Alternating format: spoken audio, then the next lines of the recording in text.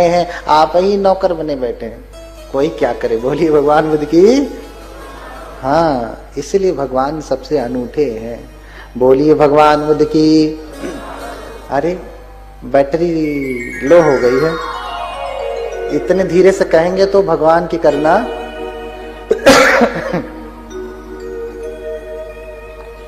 भगवान की करुणा नहीं होने वाली है। बोलिए भगवान बुद्ध की। उधर पीछे वाले क्या मेरी आवाज सुन पा रहे हैं? उधर वाले हाथ नहीं उठा रहे हैं। बोलिए भगवान बुद्ध की। हाँ, अब थोड़ा चार्ज हुई ना। इसलिए चारों नियम अब आते हैं। माता महामाया के यहाँ आ रहे हैं। क्यों? माता महामाया और शुद्धोधन दोनों धार्मिक हैं, पहले तैयारी करते हैं। कहते हैं कि सब्र का फल मीठा होता है, वहीं से ये कहावत कही गई। बहुत दिन हो गए, उम्र बीती जा रही है, बुढ़ापे की तरफ जीवन जा रहा है शुद्धोधन और माता महामाया का, लेकिन अभी कोई पुत्र नहीं हुआ। पुत्र नहीं हुआ, लेकिन कभी कोई शिकायत नहीं की भगवान से। हाँ, कि हे भगवान तुमने मुझे बेटा क्यों नहीं दिया? हाँ, देख लीजिए ना, दोनों रो रहे हैं। जिनके पास संतान है, अरे भगवान मुझे ऐसी संतान क्यों दी, अच्छा होता कि नहीं दिए होते। और जिनके पास नहीं है वो भी रो रहे हैं, हे भगवान तुमने मुझे संतान क्यों नहीं दी। दोनों रो रहे हैं, एक है तो भी रो रहे हैं, जो इसके पास नहीं है वो भी रो रहे हैं, है ना। तो हम अपनी मर्जी से कुछ ना करें, जैसा प्रकृति हमें देवे वैसा हम स्वीकार कर लें। बातें बहुत है, समझाने का समय नहीं। देखिए, हम अपनी बुद्धि लगा करके आज सब कुछ कर रहे हैं, इसलिए इतनी सारी बीमारियां बढ़ गई। प्रकृति ने तो हमको मौसम के अनुसार फल दिया, सब्जियां दिया, अनाज दिया, लेकिन आपने अपनी बुद्धि लगा करके दुरुपयोग किया। आप सोचते हैं इसका दुष्परिणाम नहीं होगा। अरे प्रकृति ने गर्मी के मौसम के लिए तरबूजा बनाया, खरबूजा बनाया, ककड़ी बनाया ना, खीरा बनाया, फल बनाए।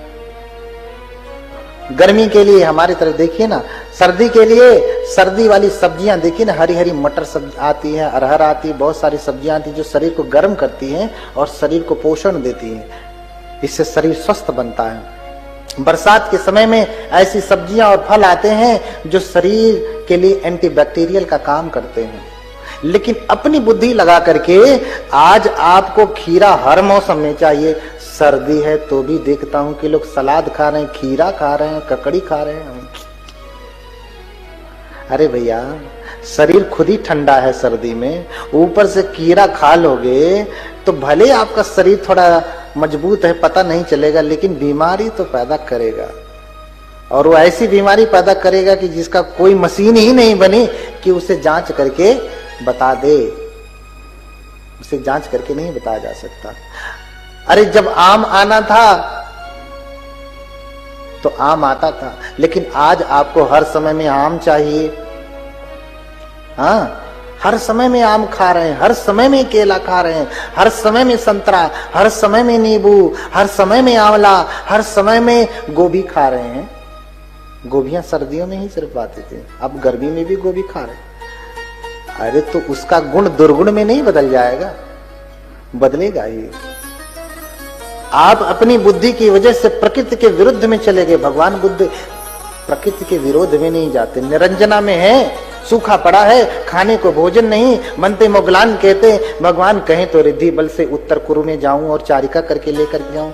बोले नहीं, भगवान स्वयं सर्वज्ञ हैं, स्वयं सामर्थ्यवान है, चाहते तो कहीं और जाते और लेकर के आते, लेकिन प्रकृति ने जैसी परिस्थिति डाला है उसके विरोध में नहीं गए।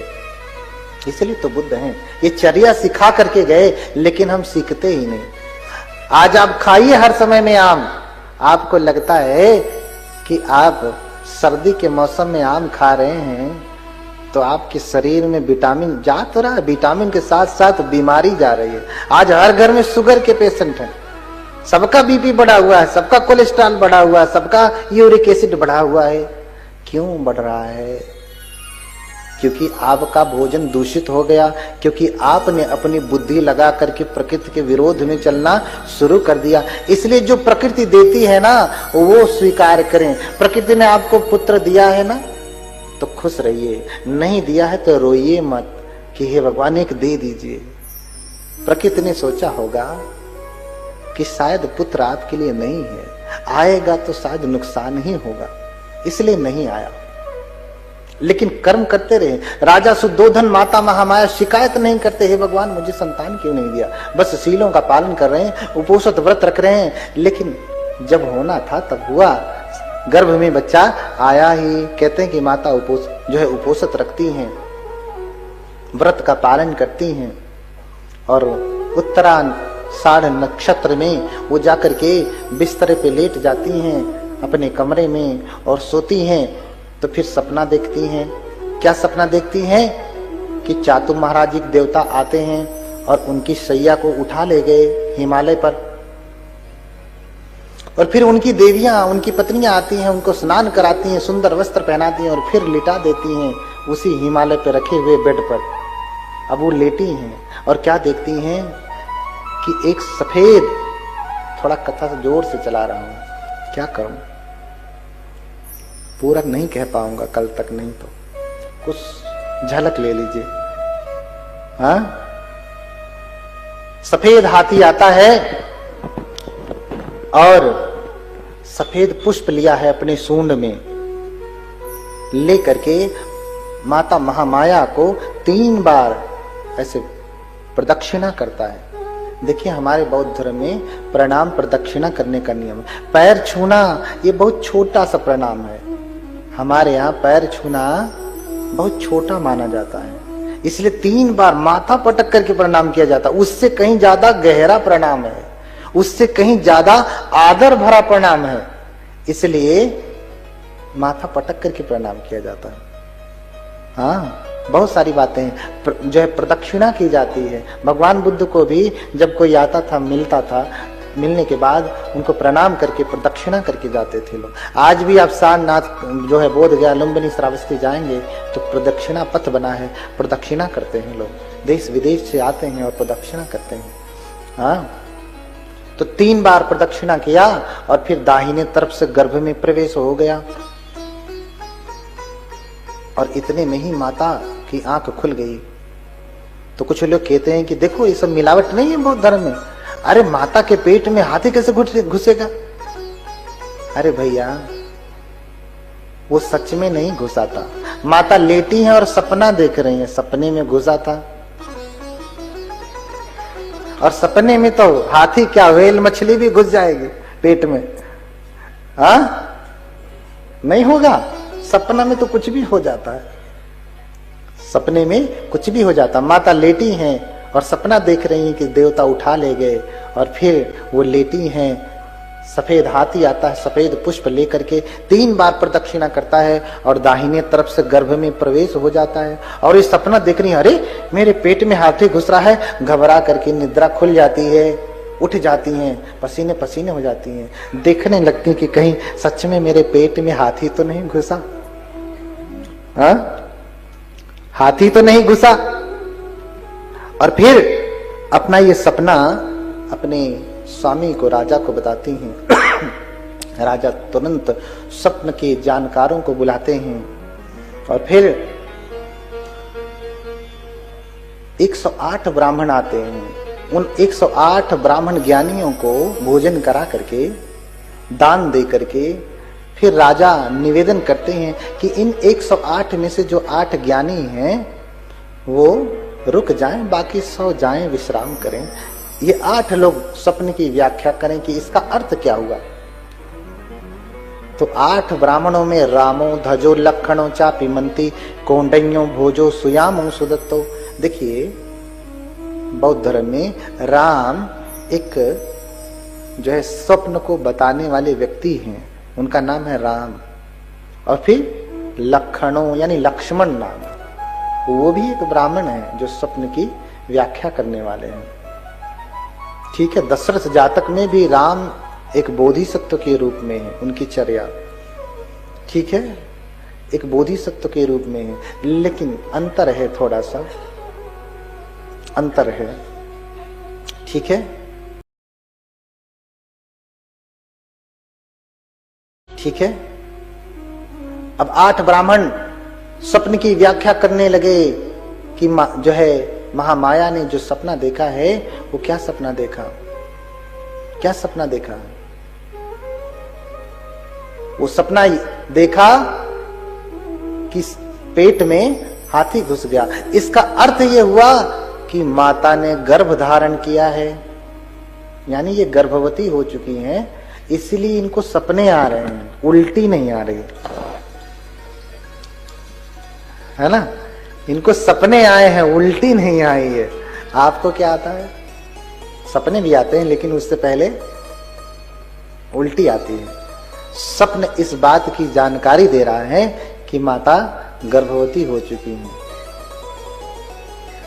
माता गर्भवती हो चुकी हैं। क्यों? क्योंकि एक दूसरा विज्ञान गर्भ में आने वाला है, एक विज्ञान है ही, तो इसलिए इसका कनेक्शन बन रहा है ना, तो सपना तो आएगा ही,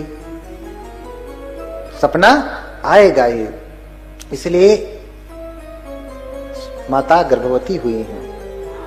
और ये जो गर्भ इनको है, ये कोई स्त्री का गर्भ नहीं, पुरुष गर्भ है, यानी पुत्र होगा। और पुत्र होगा तो उसका भी भविष्य बताने लगते कि राजा भवि चक्रवर्ती बुद्धो अथ लोकोत्तम। अगर ये घर में रहा तो चक्रवर्ती राजा होगा, घर छोड़ा तो बुद्ध बनेगा। इतनी व्याख्या करके चले गए। उन 8 ब्राह्मणों में सबसे कम उम्र के हैं कौंडिन्य।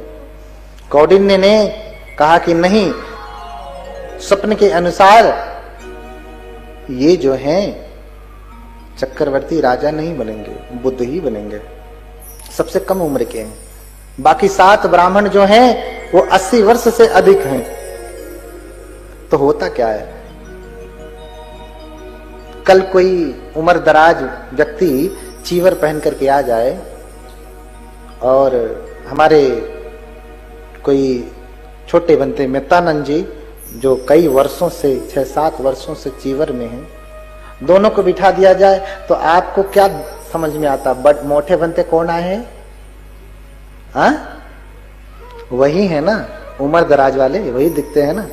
नहीं, धर्म में जो है प्रवज्ञा से आयु गिनी जाती है और विद्वता के क्षेत्र में उसके ज्ञान से उसकी आयु गिनी जाती है, उम्र से नहीं।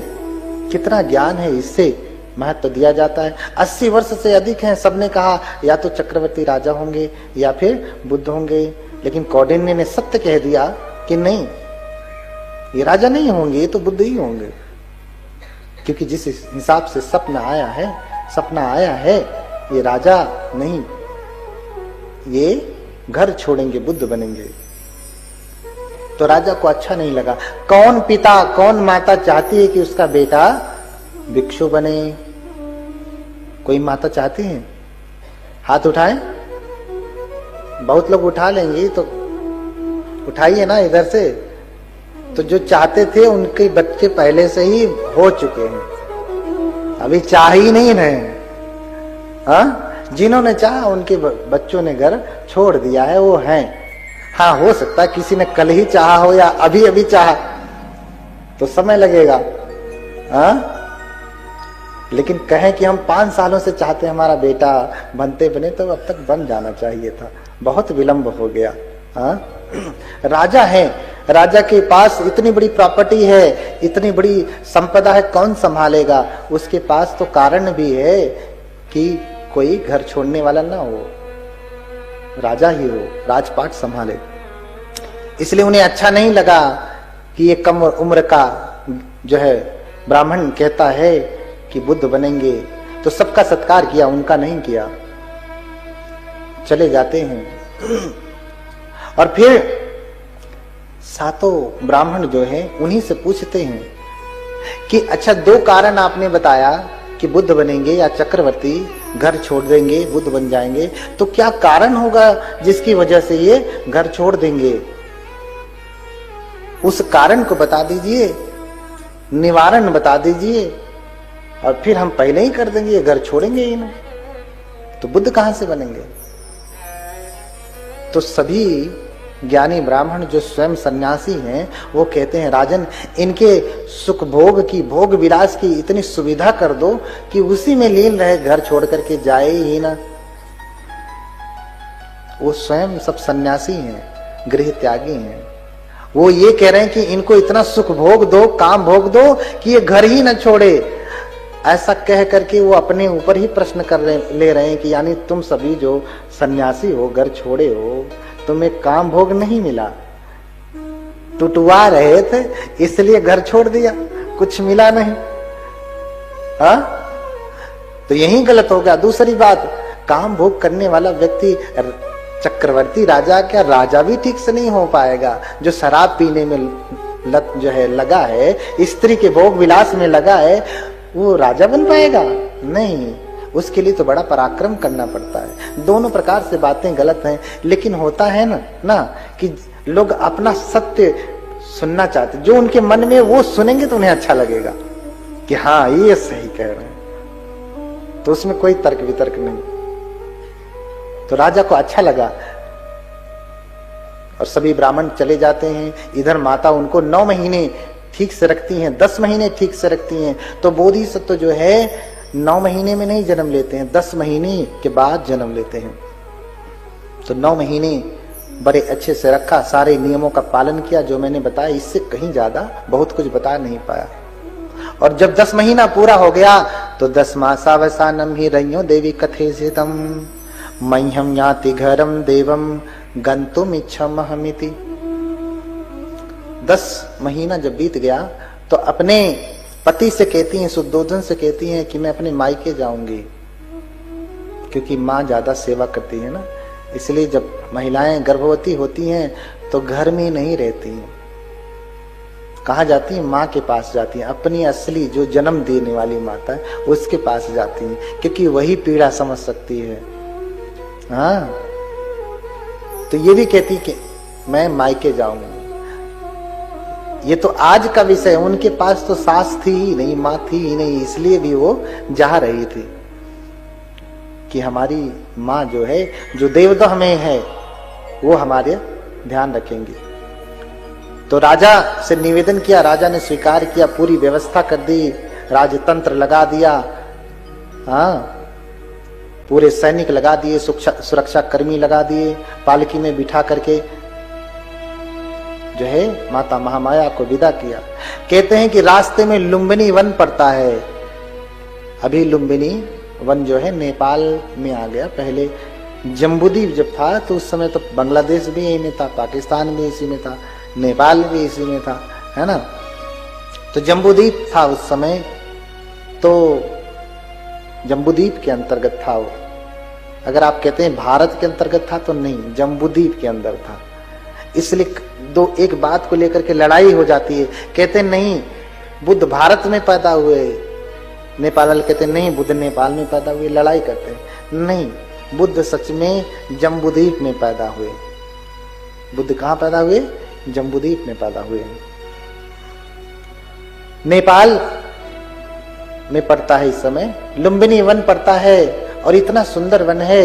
माता महामाया वहां रुक जाती हैं, अपने सेवकों से कहती हैं यहीं रोको, मैं थोड़े देर विचरण करूंगी फिर चलूंगी आगे। तो रोक देते हैं। माता महामाया उस वन में विचरण करने लगती हैं।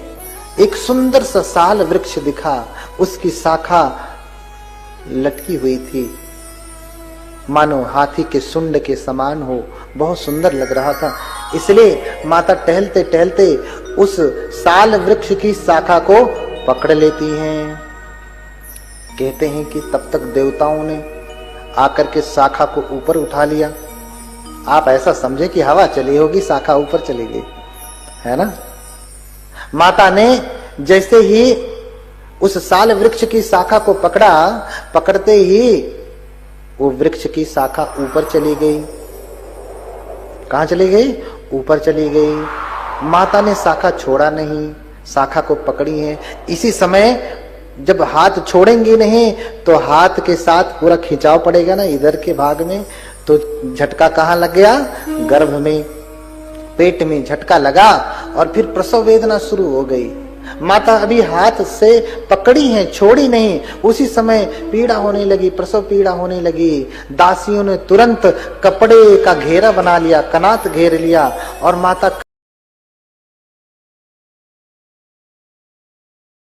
माता खड़ी है। खड़े खड़े ही कहते हैं इतने समय में खड़े खड़े कनात गिरा, पीड़ा हुई, कनात गिरा और खड़े खड़े माता ने अपने पुत्र को जन्म दे दिया। बोलिए भगवान बुद्ध की। अच्छा, डाली पकड़ने में, ऊपर जाने में, है ना, अभी पकड़ी ही है, खड़े खड़े, इतने में कितना समय लगेगा? मिनट भर भी नहीं लगा, सारी क्रिया हो गई।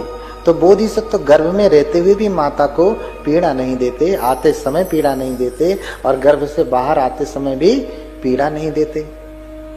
इतने समय में क्या पीड़ा होगी? प्रसव वेदना भी नहीं हो पाई ठीक से कि बोधिसत्व बाहर निकल गए। तो जायंती शेष मनुषा मलमक्खी तंगा जातोपने संपवरो दीपदान मिंदो अचंत सन्न मल कासिकवथ कम्ही निघित नघतर चारु मणि सुधो। देखिए, संसार के जितने भी प्राणी जब जन्म लेते हैं ना, तो कैसे जन्म लेते हैं? गंदगी के साथ जन्म लेते हैं। जायंती शेष मनुषा मलमक्खी तंगा। जितने भी लोग जन्म लेते हैं कैसे जन्म लेते हैं? गंदगी से लिपट करके जन्म लेते हैं कि जॉनसन्स पाउडर लगा करके आते हैं, हाँ, काजल वाजल लगा करके आते हैं, मेकअप वोकअप करके आते हैं। ऐसा तो नहीं होता ना। कैसे जन्म लेते हैं? गंदगी के साथ जन्म लेते हैं। लेकिन जातो पने संपवरो द्विपदानाम इंदो, जो दो पैरों में इंद्र की बात है, द्विपदान मिंदो, हाँ हाँ, जिनके पैर सबके द्वारा पूजित हैं, हाँ? तो ब्रह्मिंद देविंद नरिंद राजा,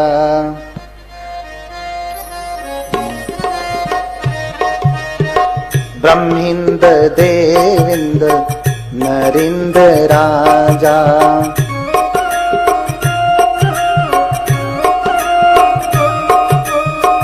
बोधि सुबोधि करुणा गुणगण, करुणा गुणगण, बोधि सुबोधि करुणा गुणगण, बोधि सुबोधि करुणा गुणगण, पञ्ञापदीप जलितो जलन्तम्, पञ्ञापदीप जलितो जलन्तम्, वन्दामि बुद्धं भवपारतिन्नम्, वन्दामि बुद्धं भवपारतिन्नम्। हाँ, वंदना करने आया, मेरे पीछे पीछे दोहराएंगे क्या? दोहराएंगे? उन भगवान का जन्म हुआ, दोहराते हैं। ब्रह्मिंद देविंद नरिंद राजा, नरिंद देविंद नरिंद राजा, ब्रह्मिंद देविंद नरिंद राजा। बोलिए ना, वाणी नहीं समझ में आ रही है? भगवान की वाणी नहीं समझ में आ रही? ध्यान से सुनिए, कान से नहीं, ध्यान से सुनेंगे तो समझ में आएगा। सुनाई कान से नहीं देता है, ध्यान से देता है।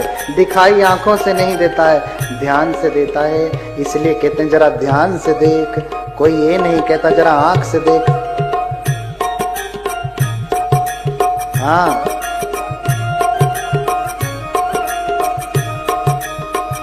ब्रह्मिंद्र देविंद्र नरिंद्र राजा, ब्रह्मिंद्र देविंद्र नरेंद्र राजा, ब्रह्मिंद्र देविंद्र नरेंद्र राजा। बोधि सुबोधि करुणा गुणगण, बोधि सुबोधि करुणा गुणगण। बोलिए ना, बोधि सुबोधि करुणा गुणगण, बोधि सुबोधि करुणा गुणगण, बोधि सुबोधि करुणा गुणगण, बोधि सुबोधि करुणा गुणगण। पञ्ञापदीप जलितो जलन्तम्, पञ्ञापदीप जलितो जलन्तम्। बोलिए ना, पञ्ञापदीप जलितो जलन्तम्। ध्यान से सुने,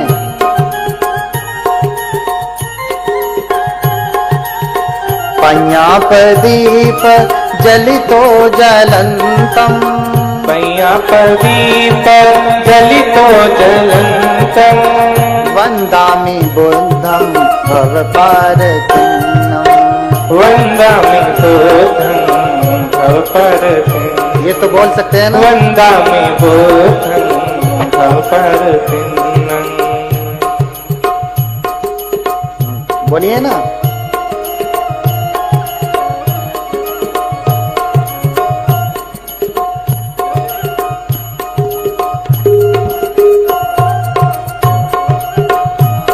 बोलिए ना, भवपारतिन्नम् वन्दामि बुद्धं भवपारतिन्नम्, वन्दामि बुद्धं भवपारतिन्नम्।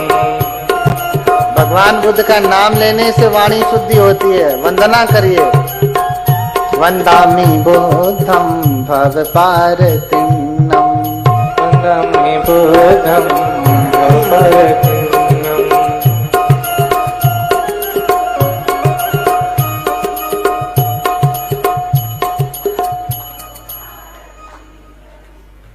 हाँ, वन्दामि बुद्धं भवपारतिन्नम्। आज उनका जन्म हो गया तो सभी तो गंदगी के साथ जन्म लेते हैं, लेकिन ये गंदगी के साथ जन्म नहीं लेते। क्यों? क्योंकि ब्रह्मिंद्र देविंद्र नरिंद्र राजा, ये तो राजा है ना, ब्रह्मा से भी बड़े हैं, इंद्र से भी बड़े हैं, इससे बड़ा कौन होता है? हाँ, बोधि सुबोधि करुणा गुणगण, समझ रहे ना? बोधि सुबोधि और करुणा आदि गुणों में अग्र हैं, उनके जैसा कारुणिक आज तक कोई नहीं हुआ, इसलिए उनको कहा गया महाकारुणिक। आज उनका जन्म हो रहा है। पञ्ञापदीप जलितो जलंतं, हाँ? तो जिन्होंने प्रज्ञा का दीप जलाया, ज्ञान का दीप जलाया, बोधि का बुद्धत्व का दीप जलाया, जो बुद्ध हुए, ऐसे बुद्ध को वंदामि बुद्धं भवपारतिन्नम्।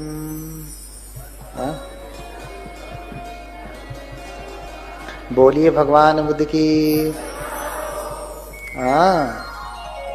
तो ऐसे बुद्ध की मैं वंदना करता हूं जो भव पार कराने वाले हैं, भव के पार जाने वाले हैं। तो सभी मनुष्य गंदगी के साथ जन्म लेते हैं। बोधिसत्व बुद्ध जब जन्म लेते हैं तो गंदगी के साथ नहीं जन्म लेते हैं। जायन्ति शेष मनुषा मलमक्खी तंगा, जातोपने संपवरो द्विपदनामिंदो। लेकिन ये जो दो पैरों में अग्र हैं, जो दो पैर वाले हैं, ये कैसे जन्म लेते हैं? एकदम अचंत सन्नमल कासिकवत कम ही।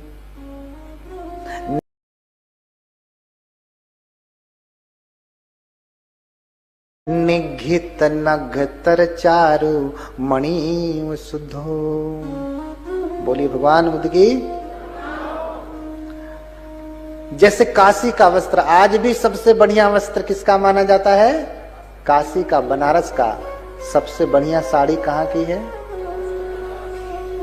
पहले से वहां का वस्त्र बहुत ही फेमस है। तो जैसे काशी के वस्त्रों पे कोई मणि रख दिया जाए, हीरा रख दिया जाए, तो और सुंदर निकलने लगता है ना, और चमकीला दिखने लगता है। ऐसे ही भगवान बुद्ध मानो काशी के वस्त्रों पे रखे हुए रत्न की भांति गर्भ से बाहर साफ सुथरे चमकीले जॉनसन्स में भी पाउडर लगा करके बाहर निकलते हैं। हाँ, ये बोधिसत्व की धर्मता है। ए संगी बोधिसत्तानं धम्मता। ये तो बोधिसत्वों की धर्मता है। जो इतना पुण्य माता ने किया, बोधिसत्व ने जो इतना पुण्य किया है, उसकी धर्मता है, उसका फल है। और देखिए, बोधिसत्व की माता 10 महीने में जन्म देती है, 9 महीने में नहीं। ये धर्मता है, बोधिसत्व की माता की धर्मता है। और सभी जो माताएं हैं बैठ करके या लेट करके अपने बच्चे को जन्म देती हैं, लेकिन बोधिसत्व की माता खड़े खड़े जन्म देती है। ठीक है, ये धर्मता है।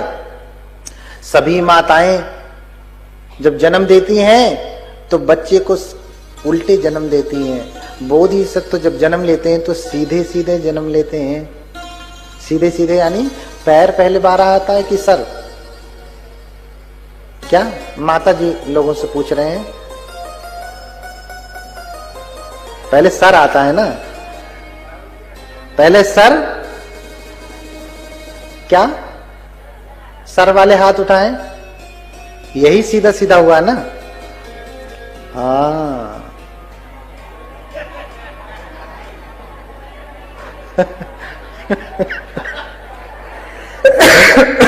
बोलिए भगवान बुद्ध की।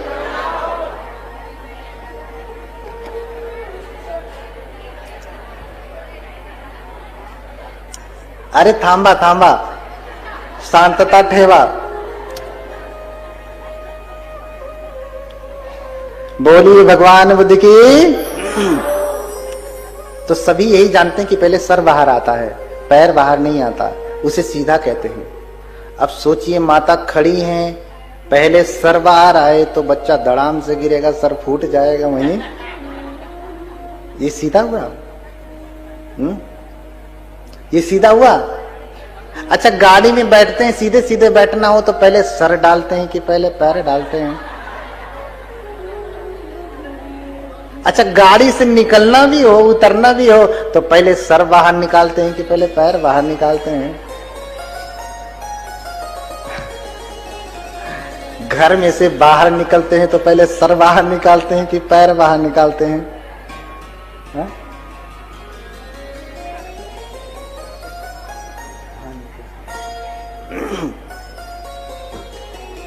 हाँ, घर में से बाहर। अच्छा, अभी यहां से बाहर निकलेंगे तो पहले सर बाहर निकालेंगे कि पहले पैर बाहर निकालेंगे? तो सीधा सीधा क्या है? पैर बाहर आना। अच्छा, हमारी तरफ एक परंपरा है, हमारा जन्म उधर उत्तर प्रदेश का है ना, उत्तर प्रदेश का जन्म है, रहते श्रीलंका में है, अध्ययन आदि चलता है। हाँ, उधर कभी कभी ऐसे साल पड़ जाती है, गर्दन टेढ़ा हो जाता है।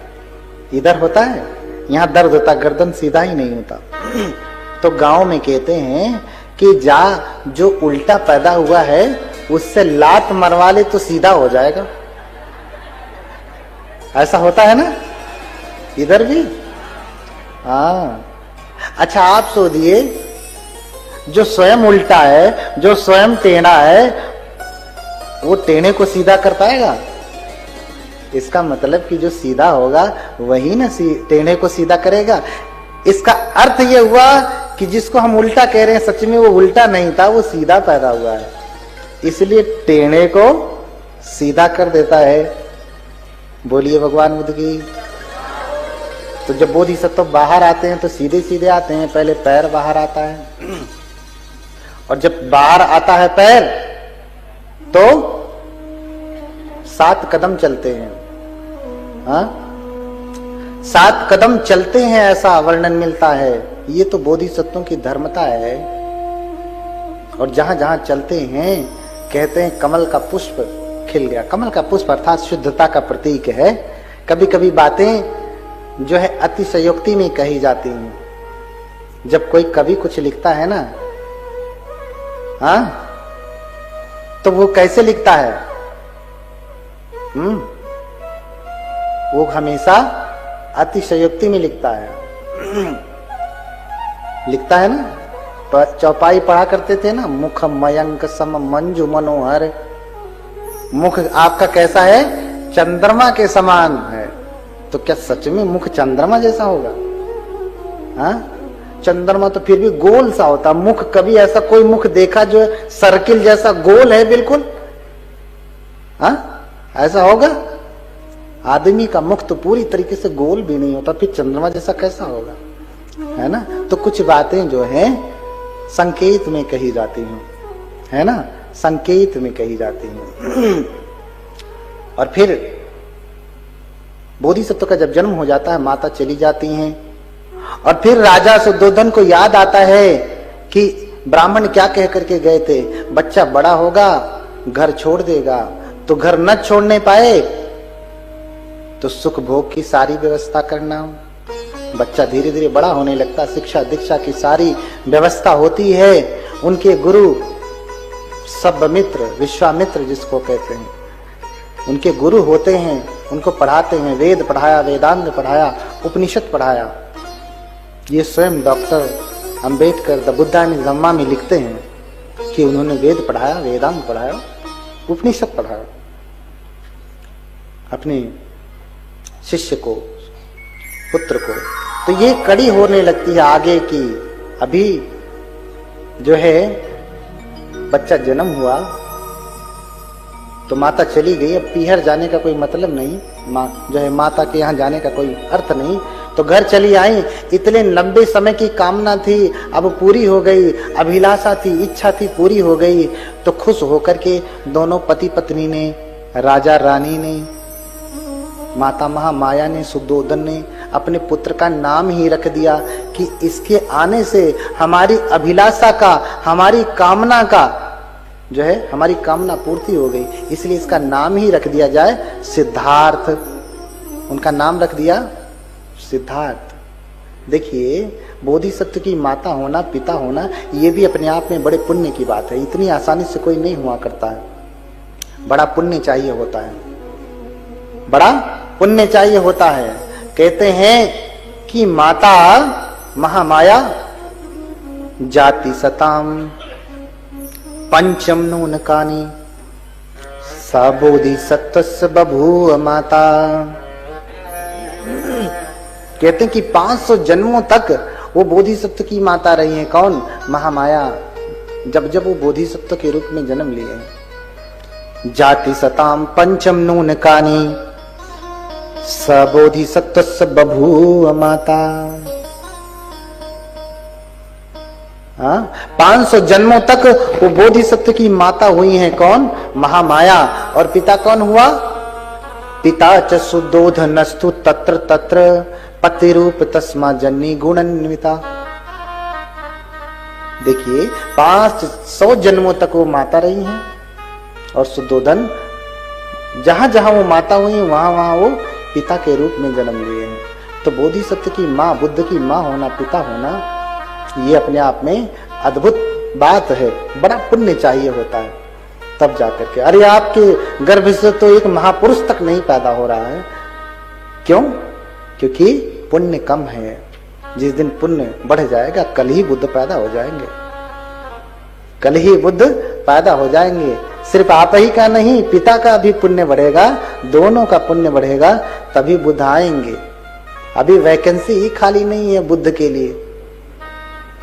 हाँ, तो बुद्ध आएंगे कहाँ? जगह होनी चाहिए। अभी बुद्ध पद के लिए कोई वैकेंसी ही नहीं, कोई आएगा ही नहीं। जब कोई माता पिता तैयार होंगे तब बुद्ध आएंगे, है ना। तो कहते हैं कि जन्म देने के 7 दिन बाद माता की मृत्यु हो जाती है। अब बोधिसत्व की माता है तो लंबा जीना चाहिए ना, लेकिन है तो लंबा जीना चाहिए ना, लेकिन मृत्यु हो जाती है। ये भी लोग कलंक लगाते हैं कि अच्छा बुद्ध थे, उनकी माता थी, तो जन्म लेते ही माता की आयु, अरे सब 100 साल जीते तो उनको 200 साल जीना चाहिए, लेकिन 7 ही दिन में उनकी मृत्यु हो जाती। तो अस्य किम कारणम यदि सर्वज्ञ मातारम चरमे सप्तमे दिवसे माता जहति जीवितम। तो इसका क्या कारण है कि 7 दिन के बाद माता ही चली जाती है, नहीं बचती हैं। कारण ये है कि जिस गर्भ में बोधिसत्व निवास करते हैं वो गर्भ चैत्य भूमि की भांति पावन हो जाता है। अब उसमें कोई दूसरा जीव, दूसरा पुत्र, दूसरा लड़का आने के योग्य नहीं बचता। अगर माता जीवित रही तो शायद पिता के साथ संसर्ग होगा, फिर कोई न कोई आएगा, फिर वो चैत्य भूमि अपवित्र हो जाएगी। इसलिए तुरंत उनके प्राण चले जाते हैं और मर करके वो देवलोक में पैदा होती हैं। और बुद्ध जब बनते हैं तो अपनी माता को देवलोक में जाते हैं और वहां जाकर के उपदेश देते हैं। अच्छा, त्रिपिटक में 3 पिटक है ना, सूत्र, विनय और अभिधम। सूत्र की तो पूरी चर्चा है, विनय की पूरी चर्चा है, अभिधर्म की देशना भगवान ने कहां दी है? कहां दी है? हाँ, देवलोक में दी है, अपनी माता को दिया है, देवलोक में जाकर के दिया। श्रावस्ती से गए हैं यमक प्रतिहार दिखा करके और फिर संकिसा में उतरे हैं, उसको देवभूमि कहा जाता है। इसका पूरा वर्णन स्वयं फाहियान वेनसांग इत्सिंग ने किया है अपनी यात्रा विवरण में कि भगवान यहीं उतरे हैं, ये देवभूमि है। इसीलिए संकिसा जो है प्रसिद्ध है कि भगवान देवलोक से माता को उपदेश करके वहां पे उतरे हैं। तो 7 दिन में माता की मृत्यु हो जाती है और फिर जो है उनका पालन पोषण उनकी मौसी महाप्रजापति गौतमी करती है। सिद्धार्थ धीरे धीरे बड़े होने लगते हैं, गुरुओं से शिक्षा ग्रहण करते हैं, कुशल हो जाते हैं, लेकिन अब जवान हो गए। तो जवान होते होते सुख भोग की सारी सुविधा एकत्र कर दिया राजा ने।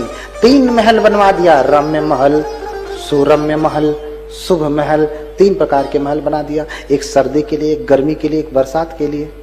3 महल बना दिया कि सर्दी में 4 महीने काम भोग का जीवन जीते हुए कभी नीचे नहीं आए, बरसात में भी और फिर गर्मी में भी।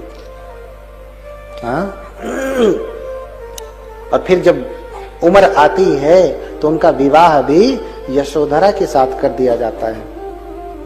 यशोधरा के साथ विवाह होने के बाद गृहस्थी के बंधन में बंध जाते हैं।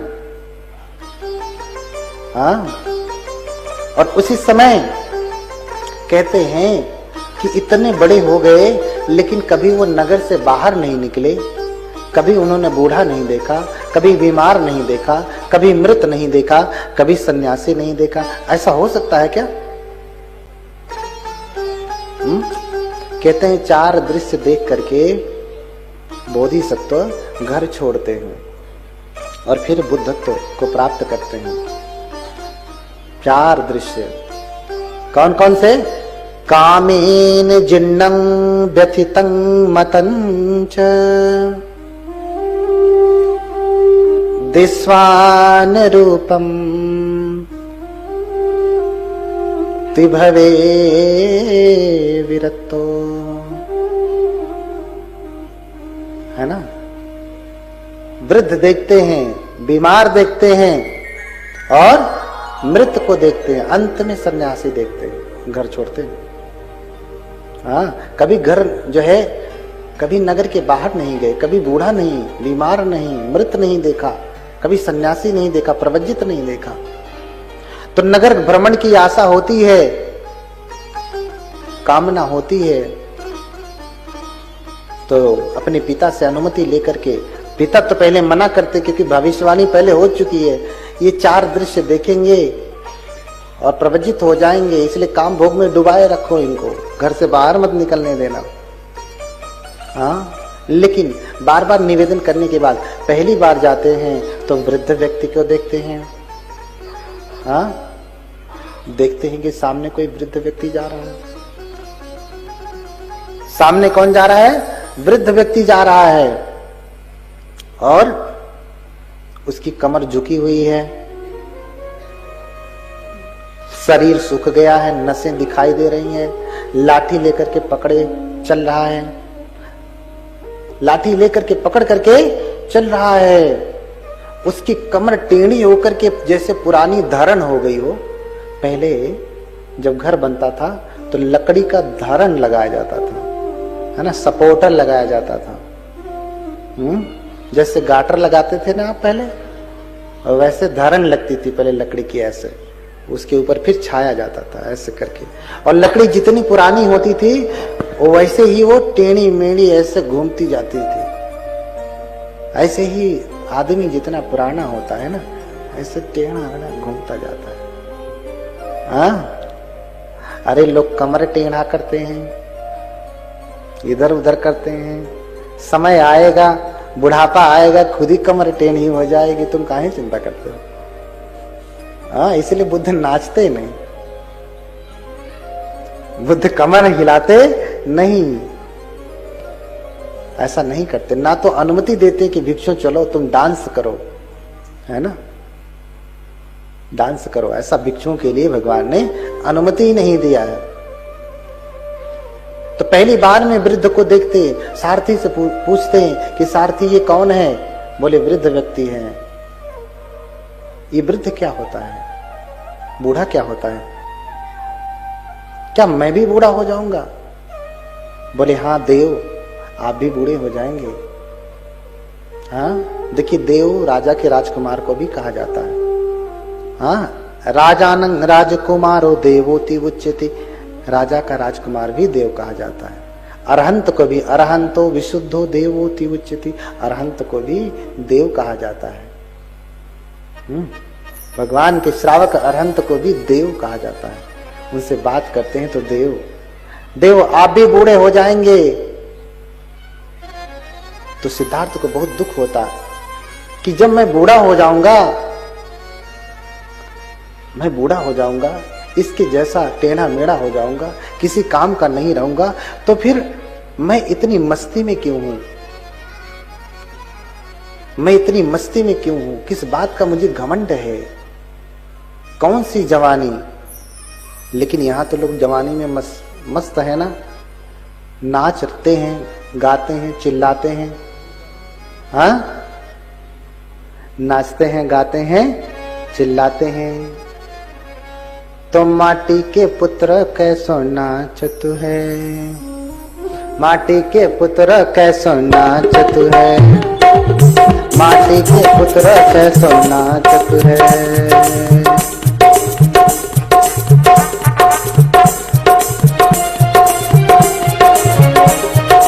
हाँ, माटी के पुत्र कैसो नाचत है हो।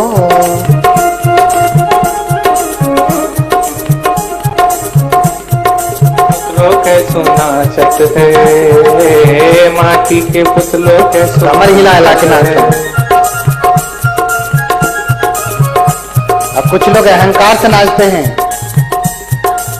हाँ, माटी के पुत्र कैसो नाचत है, माटी के पुत्र कैसो नाचत है, माटी के पुत्र कैसो नाचत है।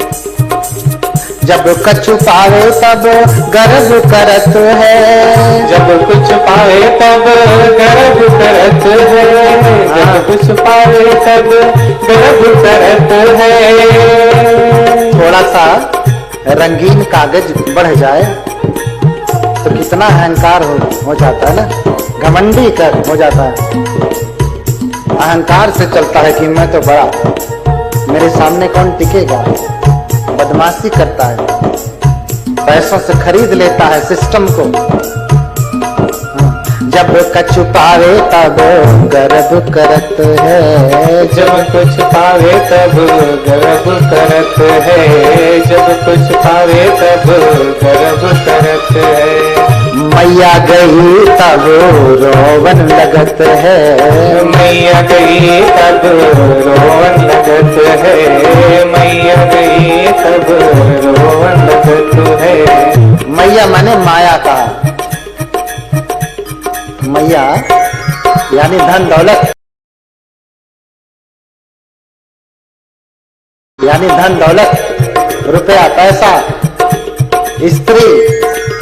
हाँ, आज की भाषा में कहें तो लड़के लड़कियों के लिए, समझ गए होंगे। कोई किसी के लिए जान देने को तैयार है, कोई किसी के लिए जान देने को तैयार है। हाँ, कोई किसी के लिए जान देने के लिए तैयार है, कोई किसी के लिए फांसी लगाने को तैयार है। हाँ, जब कछु पावे तब गर्व करत है, जब कुछ पावे तब गर्व करत है, जब कुछ पावे तब गर्व करत है।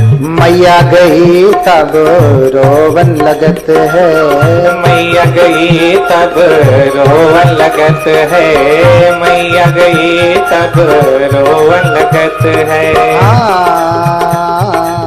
माटी के पुत्र कैसो नाचत है हो, माटी के पुतलों कैसो नाचत है, माटी के पुतलों कैसो नाचत है।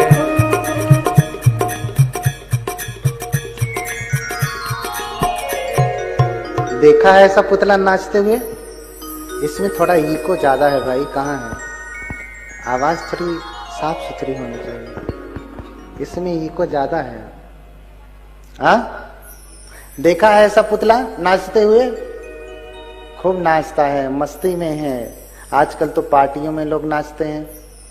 हाँ, जब कुछ आ जाए तो घमंड से नाचता है।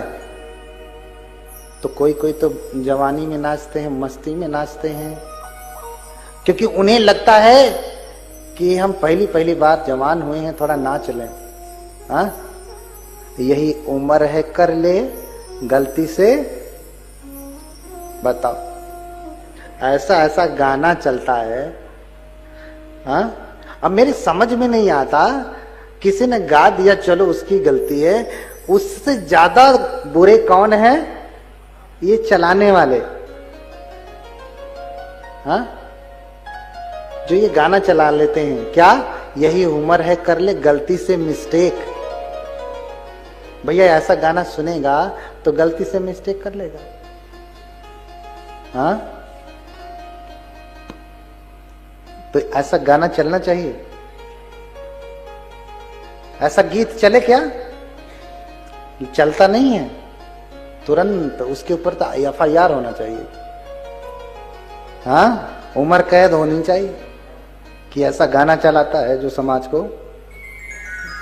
हाँ, देखिए शादी होती, विवाह होता है, लोग कितने फुहर गाने चलाते हैं। उसमें अध्यापक वर्ग के घर पे भी जब शादियां होती हैं तो डीजे में वही गाने बजते हैं जो कभी उसने घर में सुनाया नहीं होगा।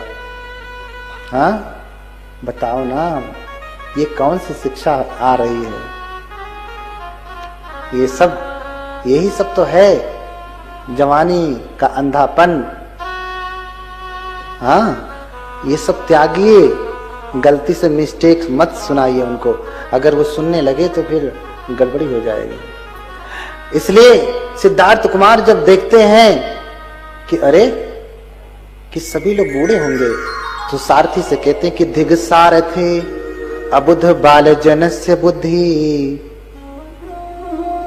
यद यौवनम मदमत जराम न पसेत।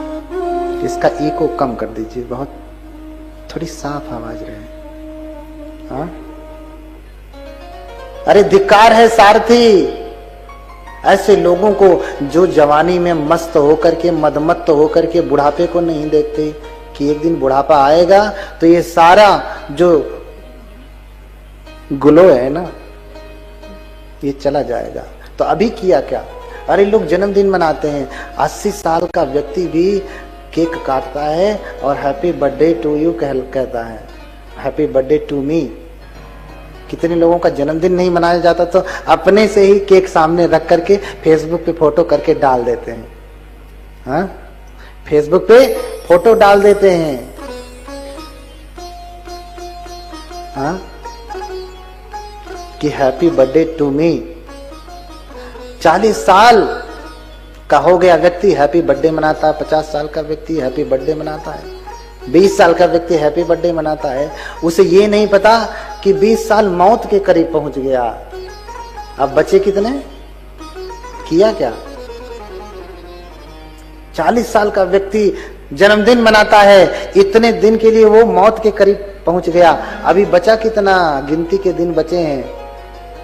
हाँ, गिनती के दिन बचे हुए हैं, उंगली पे गिने जा सकते हैं, इतने कम दिन बचे हैं और ये जन्मदिन मनाइए। लेकिन उस दिन पे अगर ये याद कर पा रहे हैं कि नहीं, मेरा 20 वर्ष चला गया, 30 वर्ष चला गया, मैंने किया क्या, मेरे हाथ में क्या है जो मेरे साथ जाएगा, तब तो आपका जन्मदिन सार्थक है। नहीं तो आपसे बड़ा अज्ञानी कोई नहीं है जो जन्मदिन ऐसे मनाता है। तो हाँ, तो धिगसार थे अबुध बाल जन से बुद्धि, यद यौवनम मदमत जराम न पसेत। जो यौवन में मदमस्त होकर के बुढ़ापे को नहीं देखते। लोगों को लगता है कि हम ऐसे पैदा ही हुए हैं, कभी बूढ़े होंगे नहीं, इसलिए कुछ सुनते भी नहीं। तो पहली बार के दृश्य में बूढ़े को देखते हैं, फिर बीमार को देखते हैं, फिर मृत को देखते हैं, अंत में प्रवज्जित को देखते हैं। हाँ, मनोरमम पवज्जितं ते संरूपम। सबसे अच्छा उन्हें प्रवज्जित का रूप लगा। क्यों? क्योंकि प्रवज्जित व्यक्ति ही है जो सत्य की खोज में है, और सत्य प्राप्त कर लेने के बाद व्यक्ति समस्त दुखों से मुक्त हो जाता है। तो प्रश्न होता है, कभी कभी लोग कहते हैं कि क्या सिद्धार्थ ने कभी बूढ़ा नहीं देखा, कभी बीमार नहीं देखा, कभी मृत नहीं देखा? ये बड़ा कठिन प्रश्न है ना। उत्तर मिला? नहीं मिला ना। कभी उत्तर मिला इसका? तो मुझे आचार्य नागार्जुन का एक श्लोक याद आता है। आचार्य नागार्जुन इस बात को अच्छे से स्पष्ट करते हैं। ऐसा नहीं कि उन्होंने बूढ़ा नहीं देखा, बीमार नहीं देखा, मृत नहीं देखा, लेकिन अब जब देखा तो आंखें खुली हुई थी। हाँ, ऊना पक्षम यथैव ही करतल संस्थम न विद्यति पुंभी, अक्षिगतम तु तदैव ही जनयत रतिं च पीड़ांच। करतल सदृशो बालो न वेत्ति संसार दुखता पक्षमः, अक्षि सदृशस्तु विद्वान तीनों द्वैजते गाढ़म। कहते कि ऊना पक्षम यथैव ही करतल संस्थम। अच्छा, स्वेटर बुनती हैं आप? स्वेटर, अच्छा, इतना बड़ा ऊन, इतना बड़ा धागा ऐसे हथेली पर रख दिया जाए तो कोई पीड़ा होती है हथेली में? इतना बड़ा, क्या यहां से लेके वहां तक पूरे जो है ऑडिटोरियम जितना बड़ा धागा हाथ पे रख दिया जाए तो भी पीड़ा होती है? कोई पीड़ा होगी? हाथ क्या पूरे शरीर में रख दिया जाए कोई पीड़ा होगी? अरे उतना क्या, पूरा बंडल ही हाथ में रख दिया जाए तो भी हाथ में कोई पीड़ा होती है? लेकिन वही ऊन, वही धागा, छोटा सा टुकड़ा, अक्षिगतम तु तदैव ही जनयत रतिंच पीड़ांच। हाँ, छोटा सा टुकड़ा, इतना बड़ा पूरे शरीर में कहीं पे भी रख लीजिए, हथेली पे रखिए, कुछ असर नहीं होने वाला, कोई पीड़ा नहीं, कोई सेंसेशन विशेष नहीं होगा। लेकिन छोटा सा टुकड़ा, अक्षिगतम, तो अगर आंख में चला जाए तो भयंकर पीड़ा होने लगती है। हाँ, तिनका कब हो न निंदिए जौ पायंतर होए, कब हो क्यूणिया आखिन परे तो पीर घनेरी होए। छोटा सा तिनका भी आंख में, अरे धूल उड़ती है ना, तो एक डस्ट का एक कण भी आंख में चला जाता तो भयंकर पीड़ा होने लगती है। और इतना बड़ा ऊन का धागा डाल दिया, कान में पड़ गया, तो आंखों को पीड़ा होने लगती है ना, होने लगती है ना। तो कह रहे हैं कि करतल संस्थो बालो न वेति संसार दुखता पक्षमा। ये संसार के लोग जो हैं हथेली के समान है, पूरे शरीर के समान है, कितना भी ऊन रखिए कोई असर होने वाला नहीं है, ऐसा नहीं।